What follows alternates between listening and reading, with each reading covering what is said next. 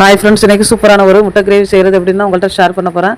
Friends, உங்களுக்கு நம்ம போடுற வீடியோ பிடிச்சிருந்தா லைக் பண்ணுங்கள், உங்கள் ஃப்ரெண்டுக்கெலாம் ஷேர் பண்ணுங்கள். எப்படி இருக்குன்னு உள்ளதை செய்து பார்த்துட்டு கமெண்ட் பண்ணுங்கள். நம்ம சேனலையும் சப்ஸ்கிரைப் பண்ணி வைங்க. இன்றைக்கி முட்டை கிரேவிக்கு ஆல்ரெடி முட்டையை அவிச்சு ரெடி பண்ணி வச்சுருக்கேன்.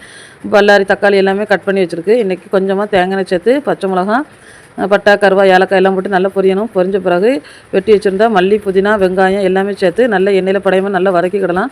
நல்லா வதங்கினோன்னா அரைச்சி வச்சுருந்த ஒரு ஸ்பூன் இஞ்சி பூண்டு விழுது நம்ம போட்டுக்கலாம். அரையும் போட்டு நல்லா மிக்ஸ் பண்ணி நல்லா வதங்கின பிறகு இந்த ஸ்டேஜில் கறிக்கு தேவையான உப்புமே கொஞ்சம் போட்டுக்கிடலாம். கிரேவினால் கொஞ்சம் பார்த்து போடுங்க. எப்போவுமே உப்பு போட்டு நல்லா வதக்கியாச்சு. அது நல்லா பேஸ்ட்டாட்டு நல்லா அழகாட்டு வதங்கிடும்.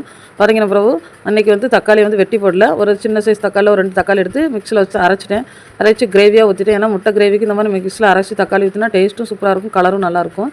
இப்போ அதுக்கு தேவையான மசால் பொடி ஒரு 1/2 ஸ்பூன் வத்தல் பொடி போட்டிருக்கேன், 1/4 ஸ்பூன் மஞ்சள் பொடி, ஒரு 1/2 ஸ்பூன் கரம் மசாலா பொடி, 1/2 ஸ்பூன் பெருஞ்சீரக பொடி போட்டிருக்கேன். ஏன்னா கிரேவி உரப்பு கூடுதலாக இருந்துடக்கூடாது. இந்த அளவுக்கு போட்டு எல்லா மசாலாயும் கிண்டி விட்ட பிறகு ஒரு கப் தேங்காய் பால் எடுத்து வச்சுருக்கேன். அந்த தேங்காய் பாலையும் ஊற்றி நல்லா அழகாட்டு கிண்டி விட்டு நல்லா கொதிக்க விட்டுக்கலாம். கொதிக்க விட்டோன்னே தேங்காய் பால் இந்த கிரேவி எல்லாமே நல்லா மிக்ஸ் ஆகிடும். அவிச்சு வச்ச முட்டையை 2 கட் பண்ணி மேலே போட்டு நல்லா கொதிக்க விட்டு பரட்டி எடுத்துட்டோம்னா சூப்பரான ஒரு முட்டை கிரேவி ரெடி. இதை ஆப்பம், தோசை, பாலாடை அதேமாதிரி எல்லாத்துக்கும் சாப்பிடலாம். அதுபோல் நெய்ச்சோறு, வெஜிடேரியன் புலாவ் இந்த மாதிரி சாப்பாடுக்குமே இது சூப்பராக இருக்கும். ஃப்ரெண்ட்ஸ், வீடியோ பிடிச்சிருந்தா லைக் பண்ணுங்கள், ஷேர் பண்ணுங்கள், கமெண்ட் பண்ணுங்கள்.